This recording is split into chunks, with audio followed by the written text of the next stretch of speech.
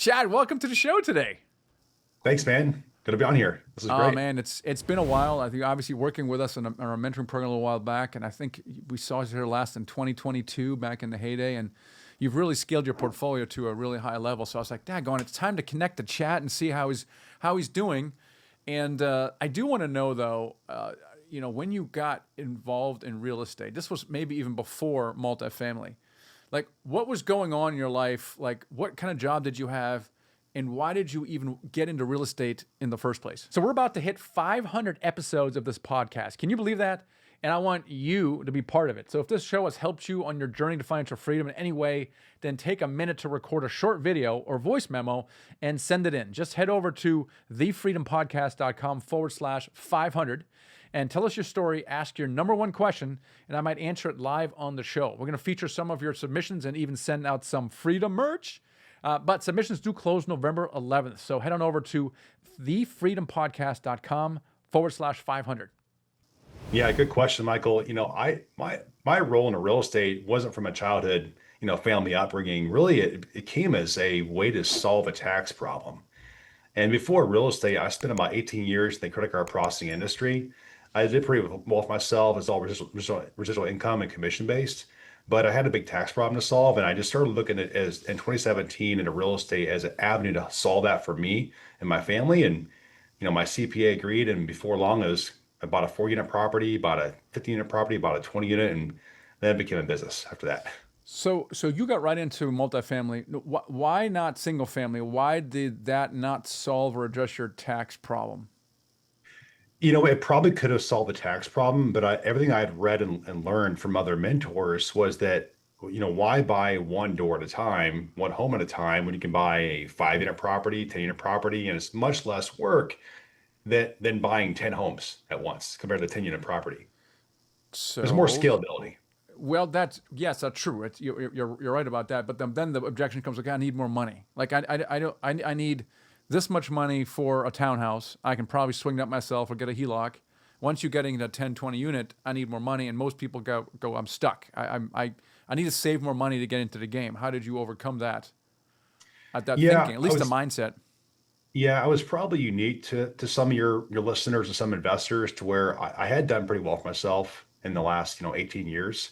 And I self-funded my first 4 deals myself just because I had worked really hard and I built that up. And I wanted to do that myself before I ever raised capital from other investors. Now, for somebody else that looks at that situation, then maybe to find a partner to raise capital with to fund that deal. Which I, st- which I is still think, I still think going to single family probably could be a good move to learn the lessons early on, but I probably wouldn't do a lot of those homes. I'd probably go right into single and double and then right to like a 10 or 20 unit building. I wouldn't spend too much time in the smaller properties. you obviously you bought at least one house in your life, probably the one you live in, or maybe more. Two houses. Two houses, yeah. So how much more work is buying a 10 unit, let's say, or whatever, 20 unit? It, How much more it, work is it? it's maybe a little more work, but it's not 10x. Right. It's not. You get longer rent roll to go through, longer financials, more due diligence, more walkthroughs. You have to manage the PM a little bit differently than a single family home, but it's not 10 times the work. Now, it sounds like so you had some resources, but you still joined our mentoring program. Why did you feel it was important to have someone look over your shoulder as you're getting into this? Because a lot of people just are like, I can do this myself, and they can. I've just found that even my own experience, it just takes longer, and I do smaller deals, and I make more mistakes in general. And you probably could have figured it out yourself because you're a smart guy, as I was. But why did you decide that it might have been better to have someone look over your shoulder? I made a lot of mistakes early on in the first few deals, but I knew I wanted to scale into bigger deals. And I knew that I had to learn capital raising and how syndications worked to be able to do that. And that was really the main reason why. And I wanted to accelerate my learning curve and shorten the timeline to make fewer mistakes. So it was very, very valuable for me to be part of those programs. Did you have any kind of twists, or what kind of challenges did you have in the first few deals that you were like, man, I'm glad I'm working with someone who owns 500,000 units or something like that? Did you have any twists and turns, or did you have to walk away from a property, or did you find someone to due diligence? Like, tell us a little bit about, some of the things you had to deal with. Yeah, let's see. I've had to walk from the property a couple times because the things we found in due diligence and taxes had went up by double during assessments. Mm-hmm. Let's see. I think that probably the biggest benefit to the mentoring program and having somebody by my side was really underwriting the bigger properties, because underwriting these bigger properties is a little bit different than a simple little one-page spreadsheet for a home, right? It's a little bit different. So understanding those nuances and the way debt and equity kind of play together, and the expenses and the 5-year business plan with rent growth estimates, and just getting that all figured out was definitely helpful from somebody else in the mentoring program. But as far as like challenges early on, I had a lot of challenges with, let's see, one big one was our inspection wasn't done probably enough. So we missed a lot of deferred maintenance, and our CapEx budget wasn't big enough. So before you know it, our CapEx budget doubled over the whole period. So we should have retraded, right? Should have got a lower purchase price on the property there, and that could have offset the difference. Let's see, one challenge there was we used a lender, and I was told by the lender that we had a fixed rate 4% interest rate. Well, I get about a year into that, and it goes 5%, then 5.5. I'm like, what's going on here? And we learned that it was actually a variable rate interest rate until we finished construction on the value add business plan, and then it fixes. Well, so I said, all right, fix it today then, please. So we'll be done there. Those are two of the bigger ones. And then a third big challenge was PM companies. And man, there's been just a ton of challenges there, and which led me to go from the smaller units to 100 plus units in size, just from purely an energy point and time standpoint. As you know, these PM companies and smaller properties, they just aren't as sophisticated. You can't get full-time people on site there, and the bigger properties are actually easier to run. It's crazy. It is counterintuitive, right? It's bigger as it's easier. A higher loan balance, you get non-recourse debt, you get larger properties, you get better property managers, full-time property managers that are on there. So it is very intuitive. And like you said, underwriting a 50 unit versus a 150 unit is really no different at all. And so, like, if you remember, like, what were some of your limiting beliefs that you were struggling with earlier on as you were, as you're starting to do deals? What were you kind of struggling with? I'd say the first limited belief I had was that I couldn't raise capital, didn't want to raise capital, because I didn't Yeah. raise it at all the first 4 deals. And I really didn't want, it wasn't comfortable for me. I didn't want to ask people for money or say what I was doing. It just wasn't natural. But the more I kind of shifted my mindset to, well, how can I help these people? How can I help my friends and family actually improve their well-being, improve their wealth and cash flow? Well, I'm the one that's actually holding them back if I don't tell them about the deal, right? So it's a mindset shift there of how can I help them out. Um, but going back to the challenges, I would probably ask you, what was your biggest challenge you overcame? Yeah, that's a good question, Chad. I think it's definitely a bit of a mindset shift around raising capital. I'd never raised capital before, and I kind of felt like I didn't want to beg or beg my friends and family for money. I felt like that's what I was doing. And then I had the same realization you did, right? Once I understood investors more, they typically invest in the stock market and only in the stock market. But the stock market investors scratching their head, right? Because they have to deal with a certain amount of volatility. There's no cash flow, and they have to pay a lot of taxes. So a lot of these stock market investors are like, oh, I have the solution. I'm going to get into real estate, and so they buy a rental property, right? And so I have a conversation with people, and they're like, dude, I'm making like 150 bucks a month, and it's a pain in the ass. And Yep. they're like, but how do I get into real estate? I want all these benefits. I'm like, I have the solution for you, right? You can invest passively with me, and I'll do all the work, and you get all the benefits of real estate. And that's kind of when the flipped in my mind, like I'm actually providing a service. I'm adding value. I'm not begging them. I don't have to manipulate them, right? So you're actually providing value, and maybe you had a similar experience. Yeah, and that really is a story I tell people as well. Is like you can do it actively or passively. And a lot of people want real estate benefits. They want the cash flow, the appreciation, the wealth building, tax benefits. They want that, but not with all the time involved, not being a landlord. Well, you're right, Michael. Passive investing is the best way to do that to get all of the benefits, probably better returns than you get on your own, Mm. making mistakes with an experienced operator. You have all your time back, time with your family, your hobbies, your job. Yeah, exactly right. Now, how did you address? So there's like three parts of a syndication business in my mind. There's deal flow, right? Deal flow, and there's capital, and there's probably operations. As you Yeah, I did it scaled all. what's that?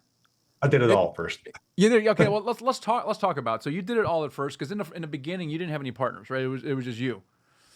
No, okay, let's back up. I had a partner on my very first deal, my first syndicated deal. I had two partners.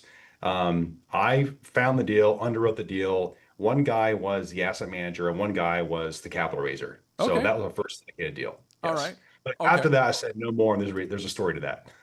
Okay. You want to talk about it or maybe not?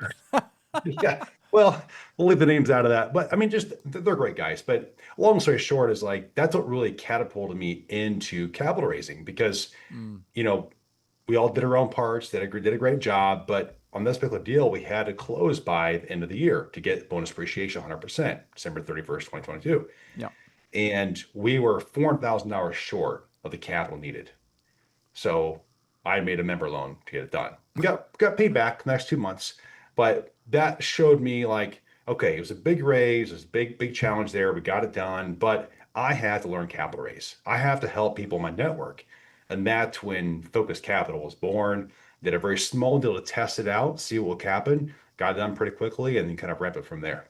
But in the Okay. very beginning, it was, yeah, good. I mean, you split up the roles well, though, right? Because I don't partnerships I see not working when there's overlap in roles. Oh, we're both finding deals, we're both raising capital. You split it up pretty evenly. Is it that the partner responsible for capital raising didn't come through, and they said they would, and you all thought they would? Was that the issue that they weren't performing, perhaps, or what was the issue there? Partners can be tricky, man. You know this. Like, I think that the part that was tricky early on was the fact that I had to come out of pocket for the extra, capital to get it done. That was a little frustrating, a little bit. But then it just seemed like after that point in time, there was a lot of overlap on these asset manager Mm, calls.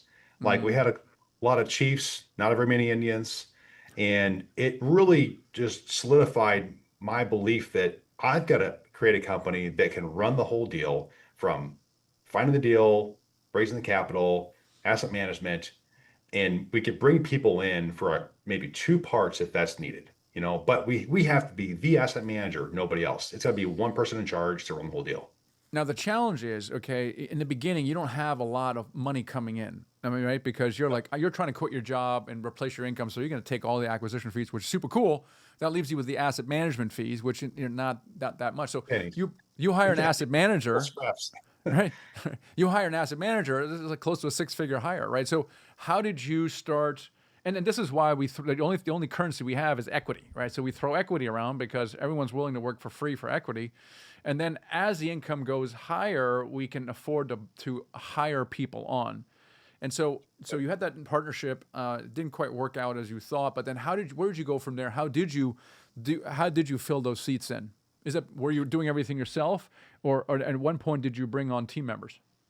Yeah. And again, Michael, I won't be your typical person here because I took a little different path in life than those people did, thankfully. But yeah, early on, the first part of 2023, I was the one guy. So I created Focus Capital. I had no employees yet in that business for the next 9 months.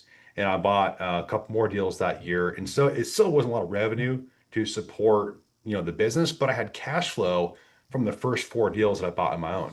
So those really helped fund the business. And then I brought my first employee on in, I think, August of 2023, and that paid for her.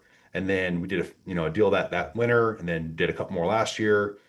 So over time it's helped, but we were cash flow positive last year on the fee business part of this, and this year we're in an awesome spot. But early on it's tough. You got to make a decision. You got to go with the partner route because there's no capital and give up the equity and hope they do a good job with partners, or you got to bootstrap it and pay them a lot of money and have a team and hope you grow into that over time. It is challenging. I mean, there's two sides of the spectrum. I had a conversation with syndicators as we are growing up. One extreme is I'm going to use my entire acquisition fees and I'm going to hire everybody like on day one. And the problem with that is if you don't keep buying deals, you don't have the Yep. act fees to pay for everything. And so it's super aggressive. Now, just looking at the people that did that, I got to say it kind of worked for them. I got to be honest for you. It was not. It was a little bit too aggressive for me. We were maybe a little too conservative early, and we're like, no, we're not touching the act fees. Those are ours. We're gonna do. We'll do some because we had a construction team, so we took construction management fees because otherwise we'd be paying it to whoever was overseeing construction. So we took those in. We had asset management fees, But what we found is that it's difficult when you have to hire someone in this business. You're paying, it's a 6-figure hire, investor Yep. relations, asset manager, somebody, whatever, construction manager even, and there's not Yep. enough fees, right? So it's lumpy. So how do you then bring someone on? You got to go in the red for a little while until you find another deal. Do you wait 6 to 12 months until you get that other deal? Yeah, but in the meantime, some department suffers. There's certain things you can't do. Yep. And so we have probably done a little bit what you have done and just pre-funded some of those things just so we can make that hire, get the benefit of those people, and then kind of essentially, do that next deal. And now we kind of cover that person, and now we can see what's what. Yeah. Yeah, that's my mindset as well, Michael. I think you've got to look 12 months ahead for what the business needs and not just hire for where you're at today because your business will be a little bit fat temporarily. That person comes on, you can keep growing and you'll be lean for a little while, then you're going to go notch up and be fat for a little bit for the next hire, right? So I think you look out 12 months in advance and you grow into that person, but you got to have clarity over certainty as a business owner to know what your vision is and where you're going, that it'll pan out. Yeah. Now I know you also partnered with on the capital raising side. Talk about what you've done there. Yeah, so like I mentioned before, there's a couple of roles to where we'll bring on a co-GP for a deal, and that would be like bring us a deal we couldn't find on our own, bring us off market deal, we bring in as a co-GP, or help us raise some capital plus some other tasks as well to make it all compliant. So I partnered with a buddy named Scott, a couple other guys in the past, and they did a really good job for me. I've had a partnership with one guy in the past who kind of hit zero. So you got to find the guys that can really execute. And the best one so far I've had was a guy who already was an investor with us. So he already believed in what we're doing. He already knew Mm-hmm. us. And I brought him in my office one day after doing a deal. And I'm like, how about you just help us raise capital in this deal? You're great at this game. You have a great network. You help a lot of people out. And it's been a great relationship ever since. Yeah, that's something I've heard more recently is that if you want to bring on co-GPs or fund manager or something, your best source are your LPs. Okay, I Yep. remember talking to I don't know, it was a marketing company, and they basically set up fund manager and they're like, yeah, man, we'll run the campaign for you to your LPs. I'm like, what? What do you mean to my LPs, right? So what you're just talking about is it's not a coincidence. So if you have Yeah. limited partners that are investing, they already know you, like they've already invested. They probably blabbed to all their friends about you. Hey, Yep. why don't we formalize this arrangement? We'll give you some GP or make you a fund manager, and it's a really a great way to boost. I think there's a lot of operators that are now doing either going the fund to funds route, so you have fund managers come in, or they're actually recruiting actual GPs into the thing. But you don't have to raise all the money yourself. I mean, the money that your partners or co-GPs raised for you, you didn't have to raise yourself. Yep. Yep. Exactly right. It makes it a lot easier. Do you guys use today go-GPs or fund of funds in your deals? Yeah, we're doing fund to funds. We did so in the early days. We did the co-GP thing, and we just found, similar to you, someone would raise money or not raise money, right? And then they get equity in deal and they never show up to another call, which is super irritating because you're supposed to do these things. And number two, then it turns out to be illegal, but you can't control that person because if they don't show up, so if I were to do it again, I would either claw back equity or I would vest equity, right? So if someone is removed as a partner, you don't get the rest. You don't get 5 years equity for raising money Yeah. and never showing up to another call. But that's not a co-GP. Yeah. That's something else. Yeah. And, That's and nothing. it was hard to control, and had some mechanisms where we tried to, we put some agreements in place and checklists. But really, the best solution is the fund to funds model, where Yep. basically a capital raising fund manager comes in and they get preferred terms and they come in as an LP. And we did that in our last deal and worked with TribeVest to set up the funds for the fund manager. It was pretty easy to do. It was a positive experience. So that's the way we did that. Of course, for actually. So if you had a deal that was 80-20 split and the fund of funds want to have a preferred split, would you give them a 90-10 or what would you do? Yeah.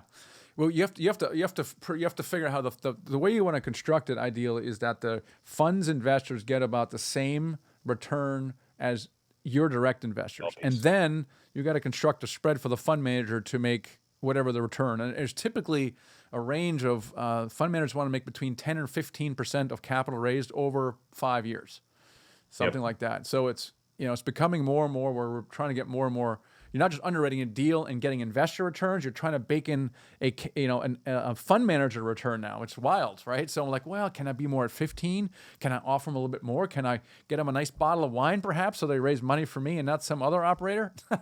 you know? Yeah, that's a good point. The gifts route. Yeah, but also kind of shrinks your GP promote as well by giving up, It does. you're gonna half promote that on that Yeah. selector there. Yeah, no, very much so. I mean, for every fund manager you bring in, you're giving up essentially GP equity. That's very true. That's Yep. the downside. That's the downside of that.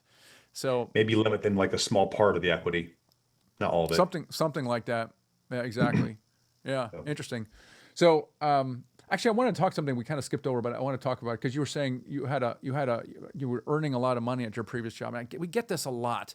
I find that people who are high income earners, they're very comfortable, and we find we have conversations. Hey, let's get you in apartment buildings. I really like the idea, but the problem with that is they're comfortable. They have a pretty strong plan B in their life, right? So you have yeah. very nice income, nice car, nice house. Everyone's healthy. Everything's cool. Why should you throw it away? Essentially, in quotes, why throw it away? And I wanted to ask you that question because why did you throw away a pretty good thing that you had going? Because it was basically, yes, you were trying to solve a tax problem, but there was a lot of uncertainty in that as well. There was a lot of work involved, and you're like, you know what? Screw this. I'm just going to go back doing what I was doing before because it was predictable. It wasn't nearly as much work. So why did you decide to pivot? Great question. Um, the tax problem, it's there's always a story, right? The tax problem really kind of really catapulted this. And then once I got my first few deals, I was like, I was hooked. I had the bug.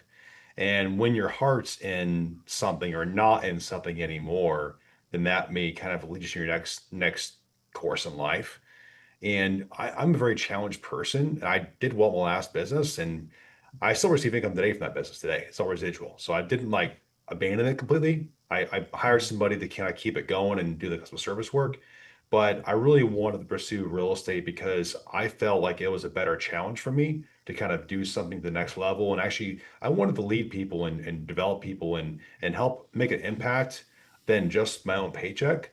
And I found that by creating a company as a real estate investment firm, I can impact investors, impact residents, impact our communities. So I felt like for me, it made a deeper why for myself.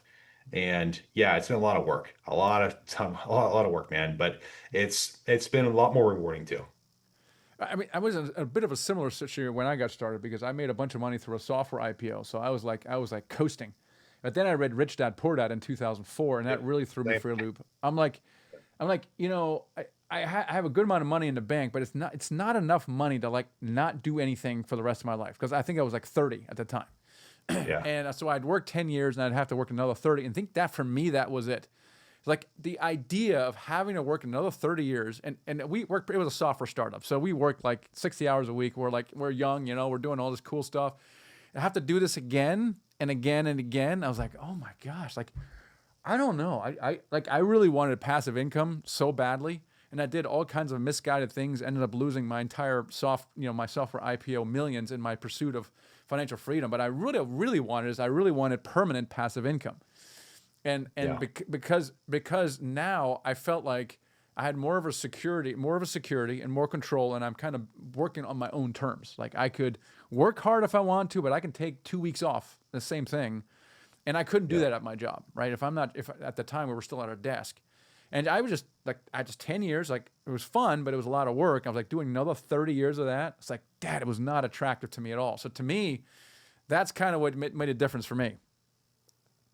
I can relate, man. I really can. Yeah, it's just kind of where it's taking me today, and we're gonna keep pushing forward. It's getting easier though. It was very difficult the first couple of years is starting a business. As you know, a lot of businesses fail in the first couple of years. Just the success rate is so small. And it's really probably because of like funds needed to do it, time, balance with family, and just the ability to find good mentors. But being a part of a mentor program like I had with you and a couple others has been very, very helpful. Yeah. So what's next for you? What are you excited about? I'm excited that right now we are about to acquire our second deal this year from the same seller. We bought one Nice. back in May. And Michael, we found these distressed sellers. Like Let's say the sellers that need to get liquid for new deals, they're developers, and just Mm. we've had some great relationships. And because of our ability to close in the last deal, we were awarded the second deal, even though it was far below what we wanted to receive for the property. Because for him, terms were more important than the price. So deciding for us, we're going to probably double our goal this year with our company for revenue. So that's great for us. I'm excited as well for, my son's 1 year old walking now. That's pretty cool. My daughter's almost 6. So kid life is pretty fun right now, little kids. Yeah, that's pretty cool. That's pretty cool. Are you seeing more and more distress? I was expecting to see a little bit more, but it sounds like you're I seeing think some we of it. all were. Yeah, I think we all were. We all kept hearing the headlines. Oh, we're going to see, doom and gloom here in 24 and 25, but Yeah. we're seeing more activity. We are seeing more deals that had distress. However, there's still a pretty big gap. And really, we'll always see a gap between buyers and sellers. We always will. There's always a 5-10% gap, but the gap's a little larger right now. And it's honestly kind of hard for me to justify paying, below a 6 cap on a value add deal when I can buy a brand new deal at a 6 cap. Like on the risk just returns spectrum, why do I buy an older deal that needs more work, more risk? So it's while we have these deals in front of us, those are what we're going to chase opportunity wise. But I think we're seeing more and more pipeline. Actually, I think I told you we are seeing more deals come through our pipeline that we believe will have more opportunity coming up. Yeah. Yeah, we're seeing a little bit of pickup in deal flow as well. I think the gap is closing very slowly. What we are seeing so that Class A, Class B gap has really tightened up for the reasons you said. I think there's so much supply that came on the market. Like we're in Atlanta, so we had a lot of that. I know people in Dallas, but as these units are absorbed, we're seeing that in Dallas already. The rents of Class A is already starting to go up, and with it, Class B, so that gap is going to be restored because there's nothing else behind it, as far as we can tell. There's no permits being pulled. Yeah, I love that. We're seeing that as well in our two deals we bought this year is that a lot of these developers had to give concessions on a major scale to get the thing leased up but they can't actually sell at this price because they have to get $2,000 a unit to sell it to be the performance. So now it's full. That's not only helping the current properties that are already in place in the market, but also it's going to help them grow the rents over time because the concessions are all burned off now. Now, you mentioned your 1 and 6 year old. Do you find that you're working too much? Yes, me and my wife. Right?